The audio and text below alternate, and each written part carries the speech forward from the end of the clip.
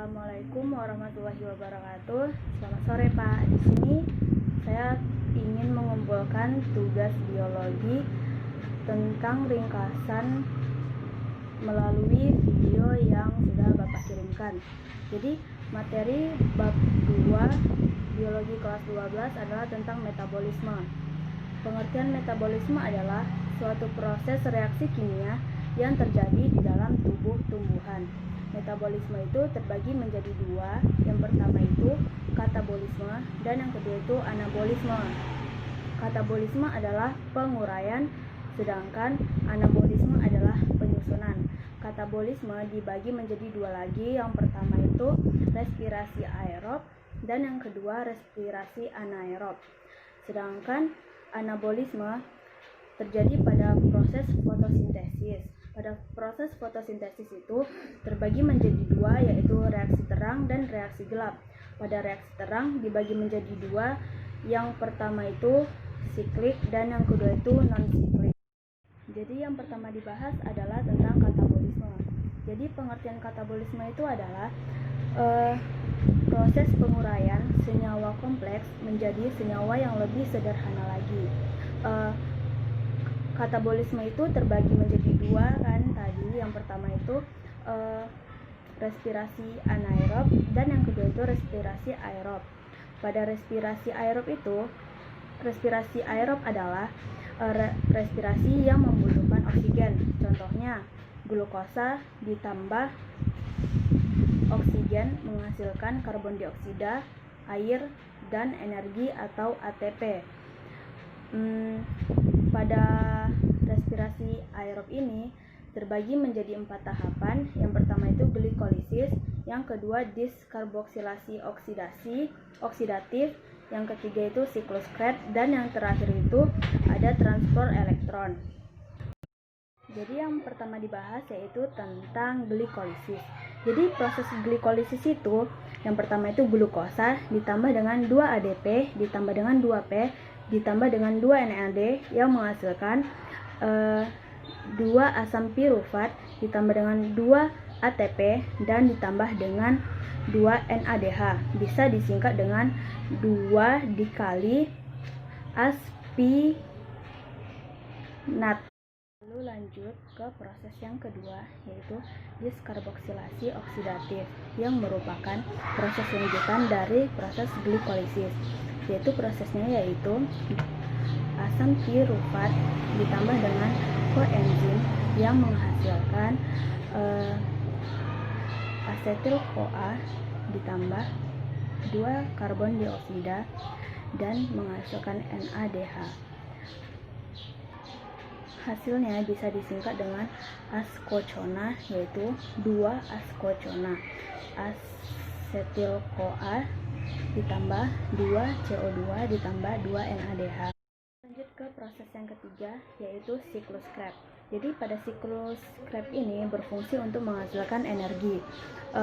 Siklus Krebs ini bermula pada saat asetil-CoA yang dihasilkan dari DO tadi bergabung dengan oksaloasetat, lalu dia menjadi sitrat, lalu dari sitrat menjadi isositrat yang merupakan isomer dari si sitrat tadi, lalu dia ke ketoglutamat yang mengeluarkan karbon dioksida dan menghasilkan NADH, lalu dari ketoglutarat berubah menjadi suksinil-CoA yang melepaskan karbon dioksida dan menghasilkan NADH, dari suksinil-CoA berubah menjadi suksinat yang menghasilkan ATP, dari suksinat menjadi fumarat yang menghasilkan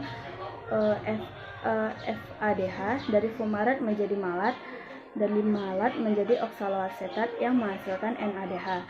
Jadi pada proses ini terbentuk 3 NADH, 2 karbon dioksida, dan 1 ATP. Lalu lanjut ke proses yang keempat atau tahapan keempat, yaitu transport elektron. Di transport elektron itu terjadi pengoksidasian FADH dan NADH yang didapat dari proses-proses yang sebelumnya tadi, dari glikolisis, BO, dan siklus Krebs. Jadi 1 NADH setara dengan 3 ATP dan 1 FADH setara dengan 2 ATP. Jadi tadi didapat dari sebelum-sebelumnya itu ada 10 NADH dan 2 FADH. Jadi 10 NADH dikali 3 ATP sama dengan 30 ditambah F2FADH dikali 2 yaitu 4. Jadi 30 ditambah 4 yaitu 34 ATP. Yang kedua yaitu respirasi anaerob. Respirasi anaerob merupakan respirasi yang tidak perlu menggunakan oksigen. Contohnya itu ada dua, yaitu yang pertama fermentasi asam laktat dan yang kedua fermentasi si alkohol. Jadi pada proses fermentasi asam laktat, prosesnya yaitu glukosa yang terglikolisis menjadi asam pirufat menjadi fosfenol pirufat yang menghasilkan asam asetat, dan sedangkan fermentasi alkohol yaitu glukosa yang terglikolisis menjadi asam pirufat yang menjadi asam asenaldenit yang menghasilkan etanol. Lalu lanjut ke proses anabolisme. Jadi proses anabolisme adalah proses penyusunan senyawa yang kompleks dari senyawa yang lebih sederhana. Jadi pada proses anabolisme ini, yang pertama contohnya adalah fotosintesis. Jadi pada fotosintesis ini ada dua reaksi. Yang pertama itu ada reaksi gelap dan yang kedua itu ada reaksi terang. Di reaksi terang ini terbagi menjadi dua, yaitu reaksi siklik dan non siklik. Reaksi terang terjadi di gerana, sedangkan reaksi gelap terjadi di stroma. Proses fotosintesis yang kita tahu yaitu karbon dioksida ditambah H2O menghasilkan oksigen dan glukosa. Yang pertama akan dibahas reaksi terang. Di reaksi terang kan terjadi ada dua, yaitu siklus siklik dan non siklik. Jadi yang siklik itu tahapannya itu berdaur ulang, yaitu tahapannya itu dari fotosistem 1 dia naik ke transport elektron, lalu kembali lagi ke fotosistem 1 tadi. Sedangkan yang non siklik tadi terjadi di fotosistem 2.